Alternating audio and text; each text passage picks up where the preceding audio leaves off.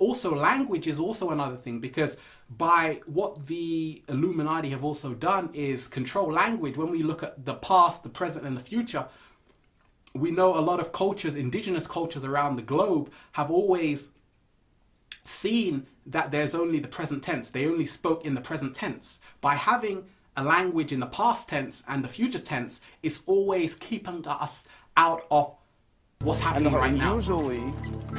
Usually the Sebketiyu, or the mountain on the left, is considered our past, and the mountain on the right is considered our future, and the sun is in the middle. What does that mean? The present. The present. But tell me more about what, if the sun is in the middle, and that's the present, what's the most important symbol in that entire symbol? The sun. And the sun is in the present. So tell me, what does that mean? Come on now. In many ways, they're saying, take the present as what it is, a present. It's your gift. There's something that you must do in this period, which is influenced by the past and will influence the future. And so that is why the sun is always depicted in the middle, because they want you to understand the importance. And so as you enter a spiritual location, there's no better place to use that same ideology, because they're saying in your present, first of all, you have to remember the divine, correct? And so as you move through, you could be stuck in your past, right? You could be stuck in the future. You ever, okay, this is mostly for adults. No, students can do this too. You ever notice that on Sunday night, you might not be very happy? Yeah. Why not? But you still have hours of the weekend. What do you mean you're focusing on Monday? I'm gonna call my queen out for a minute and let her beat me up later. Sunday evening, I try to be even more silly, because she tends to not be happy on Sunday evenings. Doesn't matter whether it's 3 o'clock and we have literally 6 or 7 hours left to do something with. She's just not happy on Sunday evening. How you doing? Fine. That's right. And that's because she's living into her future. And then there's some days that you had a really rough week, and it's Friday night. Do you know what you could do on Friday night?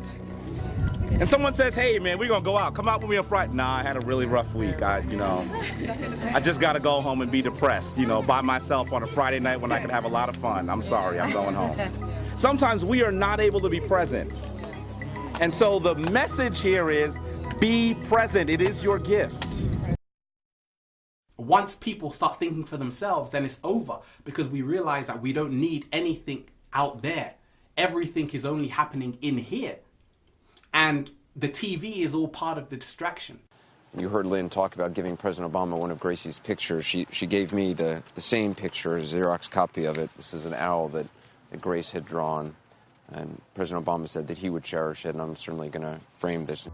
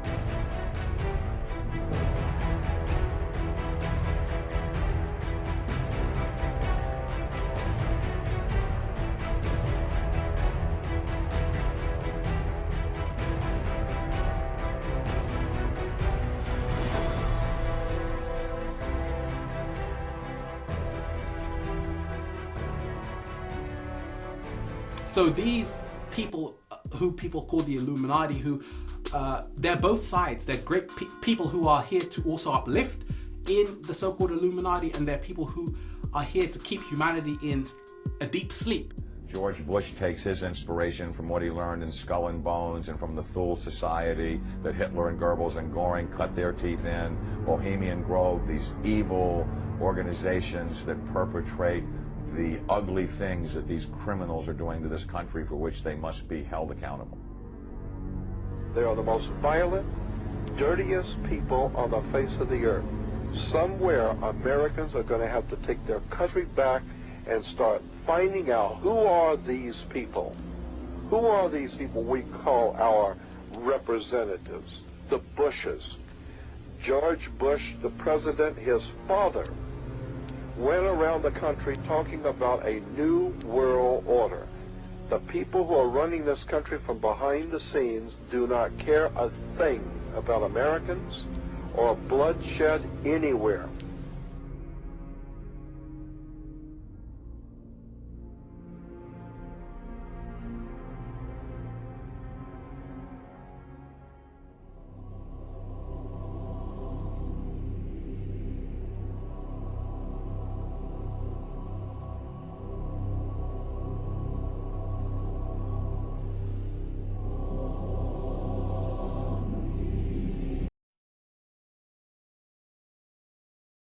You were both in Skull and Bones, the secret society. It's so secret we can't talk about it. What does that mean for America? The conspiracy theorists are going to go I'm on. sure they are. I don't know. I haven't seen the web. Number 322?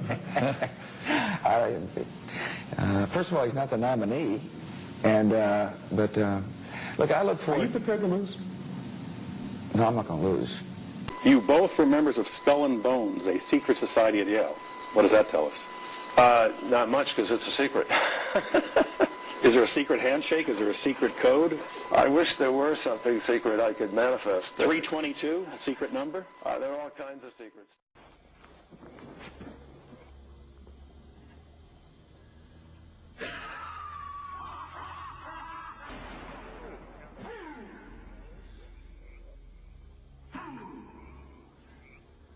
When will you learn that me he cannot slay? Year after year he burned me in this world, lifting your puny shouts of triumph to the stars. But when again he turned your faces to the marketplace, do ye not find me waiting as of old? Fools! Fools to dream ye conquer care! Nay, thou mocking spirit, it is not all a dream. We know thou waitest for us, year after year within this happy grove. Our fellowship bans thee for a space.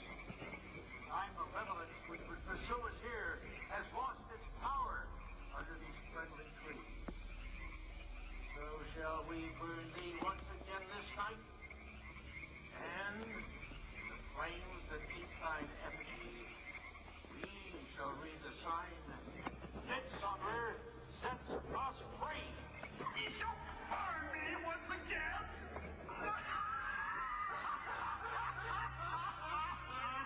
Now believe, way, which hither ye have brought from regions where I reign. Ye fools and priests, I spit upon your fire. Fill fellowship's eternal flame. Once again, Midsummer sets us free.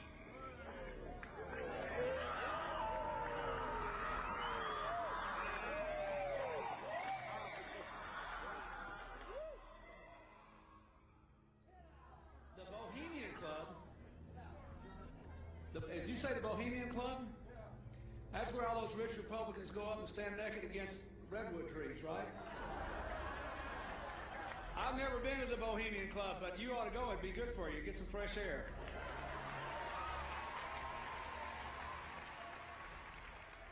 Were you a member of Skull and Bones in college and Bush? Were you in the same secret society? That's all right. Let me answer his question. are you arresting me for? Whoa, whoa, whoa, whoa. Is anybody watching? What did I do? Help! Help! Put your hands on your back! Show me, man. Get off of me! I didn't do anything! I didn't do anything! Don't tase me, bro! Don't tase me! I didn't do anything! Ow! Ow! Ow! Oh, shit! Ow! Ow! Ow! Ow! Let me go! No! Let me go!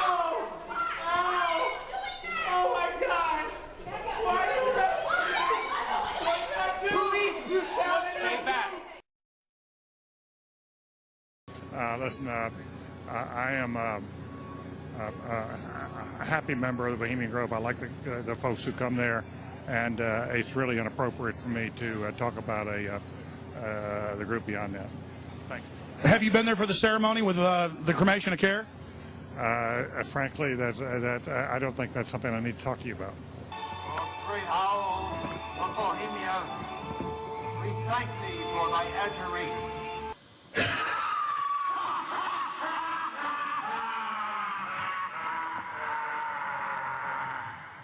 Have you been there for the ceremony with the cremation of care? Frankly, I don't think that's something I need to talk to you about. Really? That's right. Well, I'm Alex Jones, and I snuck in there in 2000. I'm the guy that blew it wide open and got the video. It's been on national TV. Well, I disrespect you for that. You do? I do. But there's a lot of big public officials going in there. Don't we deserve to know? You took I don't know anything about you, and I don't know anything about your film. But if you go in there with an understanding, you violated that understanding by releasing that film, and I don't respect you for that. Really? But we have public officials I'm sorry. You took an understanding when you went in there that you would not do that film. And did you have an understanding when you went in there? No. Did you crash it? Yes. Yeah, and it has no trespassing signs there too, doesn't it? No, they put them up after. Oh, I'm I sorry. just walked in. I'm sorry, sir. I've been there before. I know what the circumstances are, and I'm sorry you violated the understandings. That was not a gentlemanly thing to do. But what about the ritual? Is the ritual genuinely?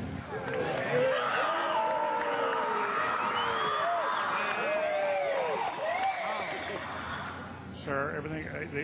I don't owe you this comment. I know. I appreciate it. This is what's called ambush journalism, and I disrespect you for that as well. So thank you and goodbye. Been in the ritual? It's none of your damn business.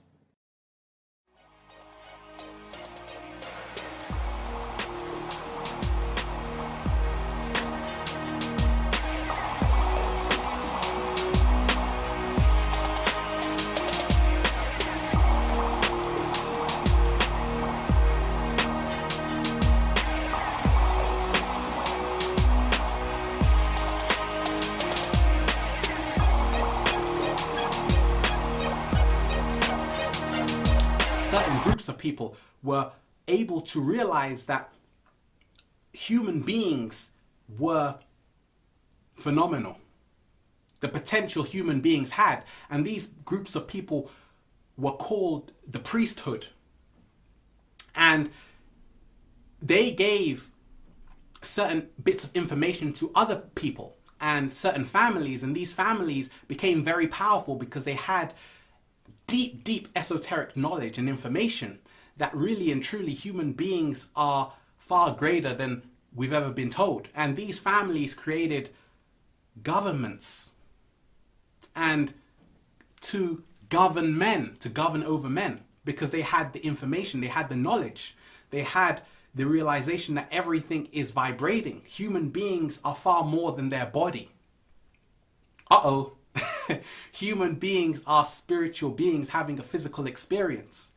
And a lot of the ancients have talked about us coming from the stars and all of these things. So essentially the Illuminati, you've had so many different fractions breaking off, and a lot of information has been hidden from the masses. But in essence, I always like to think of it like this. We hold the key. Each individual that realizes that Illuminati are us.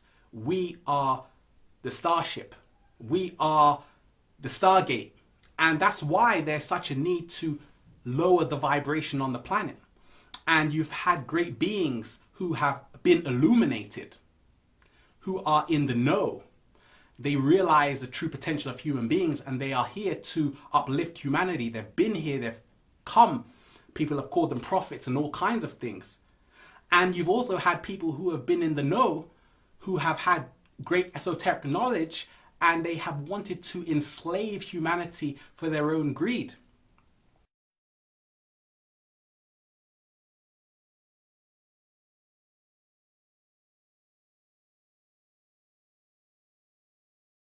Eliphas Levi was the most notable French occult writer of the 19th century. He initiated the modern revival of magic as a spiritual path, and felt the purpose of the magician was to become a more fully realized human being. He was born to a poor Catholic family. His father was a cobbler, and he was known as a bright, hard-working student and a pious Catholic with a mystical bent. He attended seminary school and was ordained as a deacon in the Catholic Church in 1835. Some say he was defrocked before this happened. Whatever the case, his career in priesthood was short-lived. He was also imprisoned 3 times for his radical politics. Levi sought to reconcile magic and religion. He confidently positioned magic as a discipline compatible with both science and Christianity, and capable of unifying both.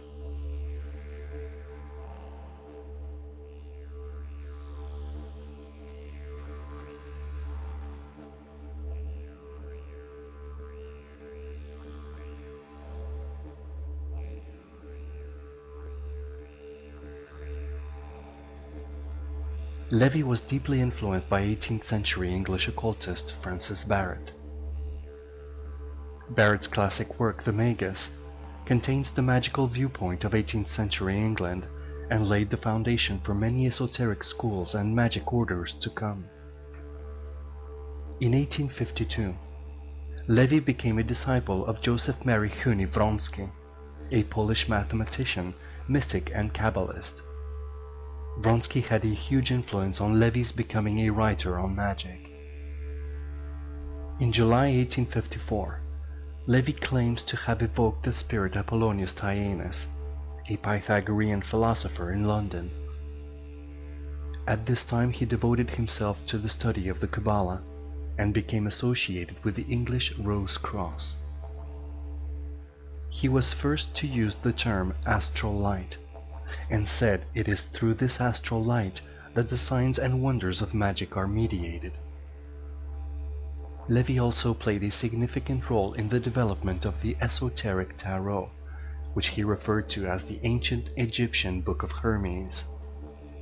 He described the tarot as the universal key of magical works, and as such, the key to all ancient religious dogmas, including even the Bible.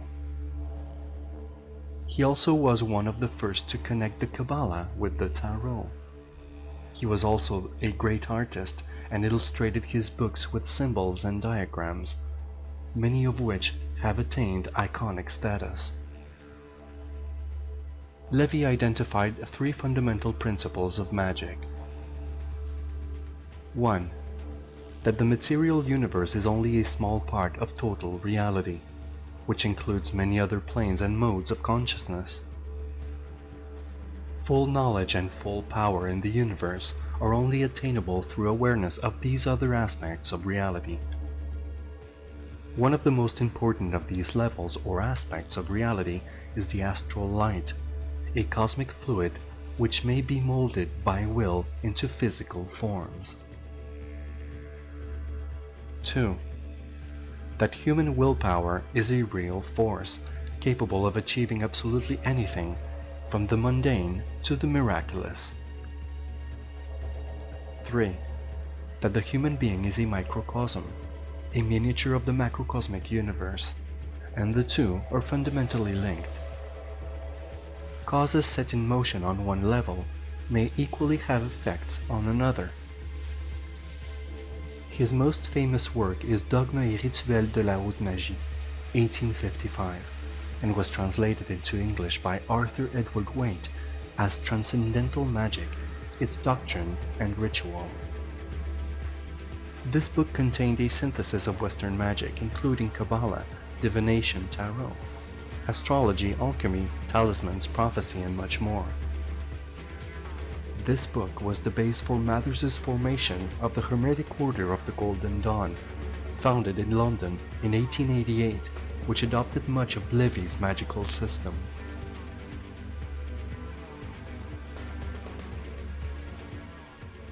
Here are the facts. Belief in magic persists in the modern age, but have any of these so-called modern magicians really accomplished magical feats? Let's look at one of the most infamous practitioners, Aleister Crowley. Born as Edward Alexander Crowley on October 12, 1875, he would become one of the most controversial figures of his time before his death in 1947.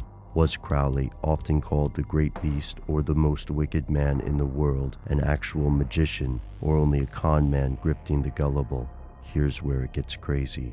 There's no question that Crowley did attempt magic. His interest began during his college years in Cambridge. In November of 1898, he became a member of a secret society called the Hermetic Order of the Golden Dawn. This philosophical and magical order included some of British society's elite, including literary figures like Yeats and Bram Stoker. The Golden Dawn had a wide interest in magical practices, from alchemy to astrology. As Crowley progressed through the order, he became disillusioned. Eventually, he dismissed the Golden Dawn and focused on ritualized, real magic. One of his first undertakings was the Abramelin ritual, a 6-month-long process with the aim of mastering demons. To those who believe in magic, this ritual was extremely dangerous. If something went wrong, evil spirits could be loosed on the world and take possession of the magician. Crowley broke off the ritual before completing it, leading some demonologists to believe that he later became possessed. But this wasn't his only ritual. In Egypt, he and his wife Rose conducted a ritual to contact Egyptian deities. According to Crowley, a voice spoke to him, and what he wrote down later became known as the Book of the Law. This became a kind of Bible for Crowley's philosophical and religious teachings of Thelema. He conducted other rituals, eventually focusing on what he called sex magic. Crowley died penniless and addicted to heroin, hardly the end one would envision for a person with a successful grasp of the supernatural. To the modern world, Crowley was only pushing vulnerable followers to heights of depravity. Perhaps he did believe in his own magic, but that doesn't make it any more real. To those who believed in Crowley's rituals, however, he became the wickedest man in the world, not because he cynically manipulated people, but because he had been twisted by dark supernatural forces. Not only did he surpass the work of the Golden Dawn, but he discovered even more of the secret arts, and that, his supporters allege, is the stuff the Order doesn't want you to know. It's those in the know, those that realize that